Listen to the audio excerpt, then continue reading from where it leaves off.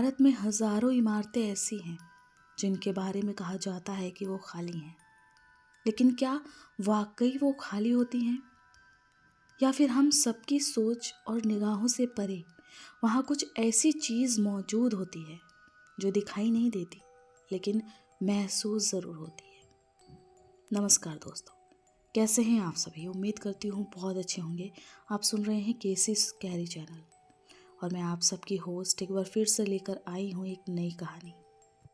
ये डॉक्यूमेंट्री एक ऐसे केस की है जिसे पुलिस भी सुलझा न पाए और ये उन फाइलों जैसी ही धूल से भरी एक ढेर के सिवा और कुछ भी नहीं। ये घटना 2016 की है। जगह है उत्तर भारत का एक तेजी से बढ़ता शहर। शहर के बीचों बीच बना एक सामान्य सा अपार्टमेंट जिसका नाम था शांति अपार्टमेंट। कुछ 5 मंजिले का, हर फ्लोर पर 6 फ्लैट, लेकिन तीसरी मंजिल का फ्लैट जिसका नंबर था 304 हमेशा से बंद रहा। सोसाइटी के पुराने गार्ड बताते हैं कि उस फ्लैट में आज तक कोई टिक नहीं पाया। 2014 में ये फ्लैट वर्मा फैमिली ने खरीदा था। पति आईटी जॉब करता था और पत्नी हाउसवाइफ थी। एक 7 साल का बच्चा। उनकी जिंदगी में सब कुछ सामान्य था। पड़ोसियों के अनुसार रात 3 से 4 बजे के बीच फ्लैट 304 से फर्नीचर खिसकाने की जैसी आवाज़ें आती थी। बच्चे की हंसने की आवाज़ आती थी, जबकि उस वक्त बच्चा स्कूल ट्रिप पर गया था। जब पड़ोसियों ने इस बारे में उनसे पूछा तो परिवार ने कहा कि शायद ऊपर वाले फ्लैट से आवाज़ आ रही होगी। 15 अगस्त 2016 की रात सोसाइटी के गार्ड को फ्लैट 304 से कॉल आया। गार्ड के शब्दों में उस फोन पर बस इतना बोला गया कि अगर कोई पूछे तो कहना हम घर पर नहीं हैं। आवाज़ किसी आदमी की नहीं थी बल्कि कुछ अजीब थी। गार्ड ने हाँ में हाँ मिलाया और फ़ोन काट दिया। उस रात के बाद वर्मा फैमिली कभी दिखाई नहीं दी। जब कुछ दिनों तक उनका कोई पता नहीं चला तब बिल्डिंग के लोगों ने पुलिस बुलाया। पुलिस आई, जांच हुई, लेकिन कोई ज़बरदस्ती के निशान नहीं मिले और ना ही कोई सबूत। कोई सामान भी गायब नहीं हुआ था। अब मजबूरन पुलिस को वहाँ से जाना पड़ा, लेकिन हर रात 3:07 पर अब फ्लैट 304 की बालकनी की लाइट अपने आप जल जाती थी, जबकि उस फ्लैट में मीटर कनेक्शन भी काट दिया गया था। अब आया 2018। 2018 में सोसाइटी में सीसीटीवी कैमरे लगाए गए और फिर एक दिन एक फुटेज में साफ दिखता है कि रात 3:07 पर लिफ्ट तीसरी मंजिल पर जाकर अचानक रुक गई। दरवाज़ा खुला, लेकिन बाहर कोई नहीं था। फिर भी हर रोज़ लिफ्ट का बटन 304 के लिए दबाया जाता था। सोसाइटी में इस बात पर हड़कंप मच गई। फिर वहाँ दोबारा पुलिस आई और फिर से जांच शुरू हुई, लेकिन इस बार भी कोई सुराग नहीं मिला। फिर उन्हें ये केस बंद करना पड़ा और फिर पुलिस ने एक पैरानॉर्मल रिसर्च को वहाँ बुलवाया, क्योंकि उन्हें लग रहा था कि ये केस उनके हाथों से जा चुका है। और फिर पूरी जांच और कार्यवाही के बाद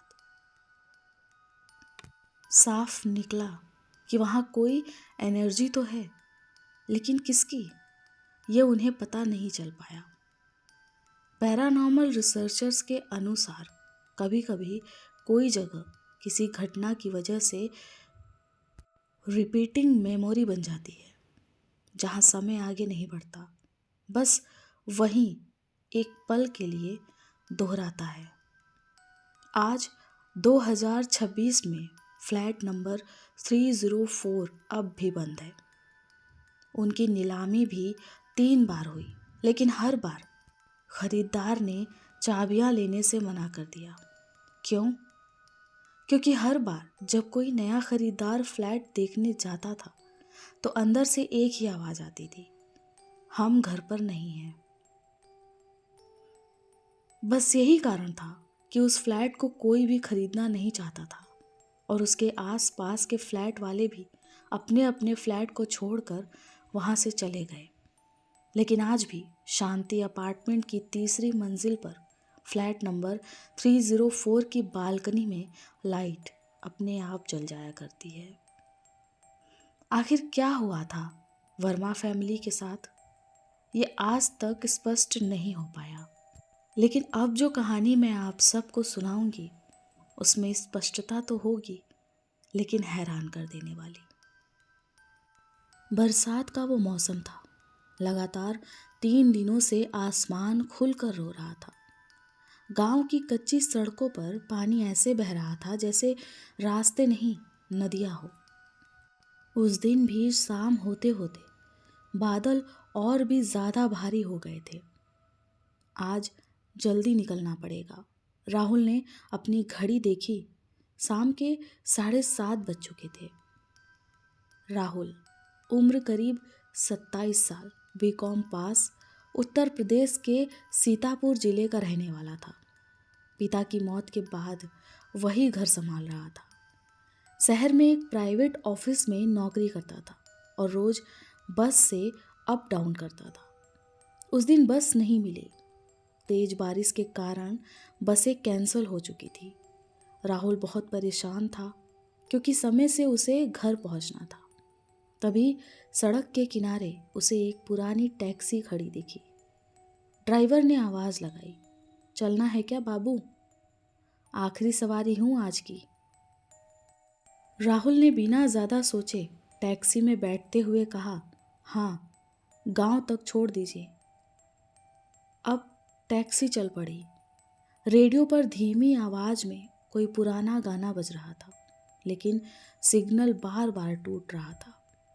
कुछ दूर जाने के बाद राहुल ने नोटिस किया कि सड़क गलत दिशा में जा रही थी। उसने ऑटो वाले से कहा, ऑटो वाले भैया, ये रास्ता तो जंगल की तरफ जा रहा है। ड्राइवर ने बिना उसकी तरफ देखे कहा, हाँ, बरसात के मौसम में शॉर्टकट लेना सही रहेगा। राहुल ने कुछ भी नहीं कहा क्योंकि उसे घर जल्दी पहुंचना था। चारों तरफ ऊंचे पेड़ ही पेड़ दिखाई दे रहे थे। बिजली की चमक भी पल पल डरा रही थी। अचानक टैक्सी रुकी। राहुल ने पूछा, क्या हुआ भैया?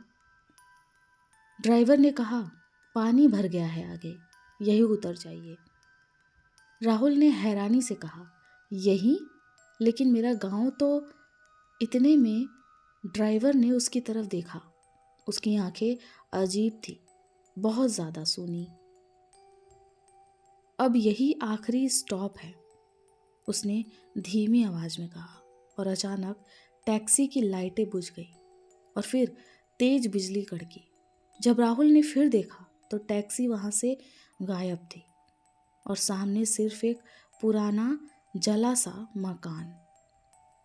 राहुल को उस ड्राइवर पर बहुत गुस्सा आया और थोड़ा शक भी हुआ, लेकिन बरसात की वजह से और जल्दी घर पहुंचने की लालसा में उसने इन सब बातों पर ध्यान ही नहीं दिया। उसके पास उस घर में जाने के अलावा और कोई रास्ता नहीं था। बारिश से बचने के लिए राहुल बिना सोचे समझे उसी मकान की छत के नीचे चला गया। तभी अंदर से किसी लड़की की आवाज आई, आप भी फंस गए हैं क्या यहाँ? राहुल एक पल के लिए चौंक गया और भीतर देखा तो अंदर एक लड़की बैठी थी। गीले कपड़े, लंबे खुले बाल और बेहद शांत चेहरा। उसने मुस्कुराकर कहा, मेरा नाम पूजा है। यहाँ कोई रात में रुकता नहीं, पर क्या करे, मजबूरी है। राहुल ने भी अपनी पूरी बात बता दी और फिर दोनों में बातें चालू हो गई। बातों बातों में रात गहराती चली गई। तभी पूजा ने अचानक पूछा, आपने रास्ते में वो टैक्सी देखी थी ना? राहुल ने कहा, हाँ, उसी ने तो मुझे यहाँ छोड़ा है। तभी पूजा का चेहरा अचानक बदल गया और उसने कहा, वो टैक्सी पिछले 12 साल से यहाँ आती है और जो भी उसमें बैठता है वो कभी अपने घर नहीं पहुंचता। अचानक पूजा को देखकर राहुल के हाथ पैर ठंडे पड़ गए। राहुल ने लड़खड़ाते हुए पूछा, क्यों? पूजा ने धीरे से कहा, क्योंकि उस टैक्सी में सिर्फ मरे हुए लोग सफर करते हैं। पूजा के इतना कहते ही पूजा की परछाई दीवार पर अलग दिशा में हिलने लगी। राहुल ये देखकर डर के मारे पीछे हटने लगा। तभी उसे एहसास हुआ कि उस मकान में 4 जले हुए कंकाल पड़े थे जो उसके पैरों के नीचे टकरा गए थे। लेकिन राहुल को सबसे ज़्यादा डर तब लगा जब उसने देखा कि उन्हीं में से एक कंकाल पूजा का भी है। ये देखते ही राहुल बाहर निकलने की कोशिश करने लगा और वो भागा, लेकिन दरवाज़ा अपने आप बंद हो गया और बाहर से वही टैक्सी का हॉर्न सुनाई देने लगा। आखिरी सवारी, चलना है क्या? बस इतना ही। फिर सुबह गांव वालों ने जंगल के पास एक लाश पाई। हाथ में मोबाइल था और कॉल लॉग में आखिरी नंबर था माँ का। हर दिन किसी न किसी की लाश देखकर गांव वाले अब भरमा चुके थे, लेकिन उन्होंने पुलिस को फ़ोन किया और पुलिस आकर उसे अपने साथ ले गई।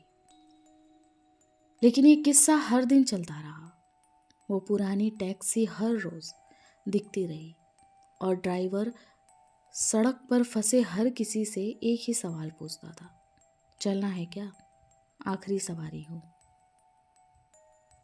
दोस्तों, कुछ कहानियों का अंत कभी नहीं होता और ना ही उसे ख़त्म किया जा सकता है।